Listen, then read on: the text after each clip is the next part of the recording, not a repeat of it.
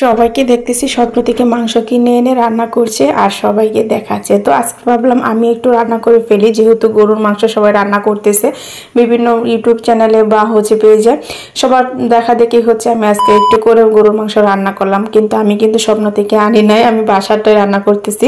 বাসার বলতে আমিও বাজার থেকে নিয়ে আসছি, বাট একটু করে রান্না করতেছি কারণ স্বপ্নের মতো করে সবাই যেহেতু করতেছে তো আমি একটু করে ফেলি সেই ভাইরাল রেসিপি।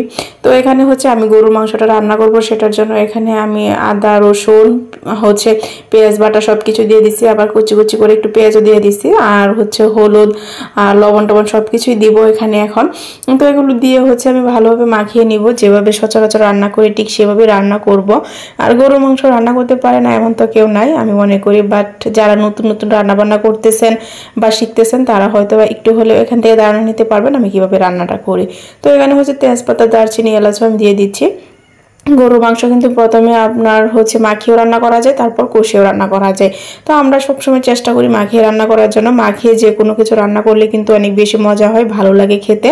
তো সেটার জন্যই গরুর মাংসটা আমরা মূলত মাখিয়ে রান্না করি। আমার কাছে মাখিয়ে রান্না করতে বেশি ভালো লাগে, তবে কষিয়ে রান্না করলেও ভালো লাগে, খারাপ লাগে এরকম কোনো কিছু না, ভালো লাগে। বাট আমি মাখিয়ে রান্না করি। আর এখানে দেখেন অনেক বড় একটা হাড় ছিল, তো এই হাড়টা কিন্তু দেখে আমার অনেক হাসি পাইতেছিল যে অনেক মাংসগুলো থেকে হাড়টা অনেক বেশি বড় হয়ে গেছে, তাই না? তারপরে এই হাড়গুলো খেতে কিন্তু অনেক বেশি ভালো লাগে। তো এটার জন্য রান্না করতেছি, আর রান্নার আমি বসিয়ে দিছি, আর অনেকটাই কিন্তু আমার হয়ে আসছে। আর আমি হালকা পরিমাণ পানি দিয়ে দিছিলাম একটু কষানোর জন্য, আর এখান থেকে অনেকটা পানি উঠছে, সেটাই এখন কষিয়ে নিব সুন্দর করে। আর আপনি যখন কষিয়ে নিবেন ভালো করে তখন কিন্তু খাবারটা খেতেও ভালো লাগবে।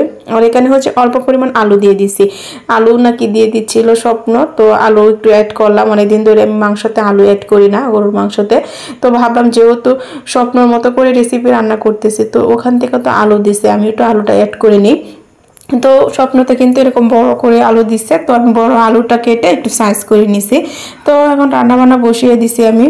রান্না বান্না করতে কার কার ভালো লাগে? আমার অনেক বেশি ভালো লাগে, বাট সবসময় রান্না করতে ভালো লাগে না। মাঝে মধ্যে যখন স্পেশাল কোনো রান্না বান্না থাকে তখন আমার অনেক বেশি ভালো লাগে, আর আমি ওই রান্নাগুলোই করে থাকি। আর আমি রেগুলার রান্না বান্না করতে আমার একদমই ভালো লাগে না, আর রেগুলার আমি রান্না করিও না।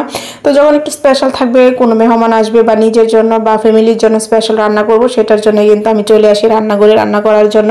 তো এখানে কিন্তু মাংসটা অনেক সুন্দর করে দেখতে পাচ্ছেন কষানো হয়ে গেছে। তারপর আমি এখানে পানি অ্যাড করে দিচ্ছি, আর আমি পানিটা খুব অল্প পরিমাণ দিব, যেহেতু মাংসের পরিমাণটাও কম। আর মাংসটা কিন্তু একদম বেশি নরম করবো না, নরম করলে বেশি একটা ভালো লাগবে না, আর যাতে একটু একটু শক্ত থাকে সেটার জন্যই রান্নাটা করতেছি। আর এত বেশি সুন্দর একটা কালার চলে আসছে, আপনারা দেখে বুঝতে পারতেছেন। আর রান্নার পর দেখেন কতটা লোভনীয় হয়েছে, খেতে এত বেশি মজা হয়েছিল তা বলার মতো না। যাই হোক, স্পেশালভাবে নেওয়া মাংসটা কিন্তু একদম স্পেশালভাবে রান্না করা হয়েছে, আর খেতে অনেক বেশি স্পেশালই ছিল, অনেক বেশি মজা ছিল। আর কালারটা দেখেন মাশাআল্লাহ কতটা সুন্দর হয়েছে। তো আজকের ভিডিওটা আমার এ পর্যন্ত, আশা করছি আপনারা ভালো থাকবেন। আল্লাহ হাফেজ সবাইকে।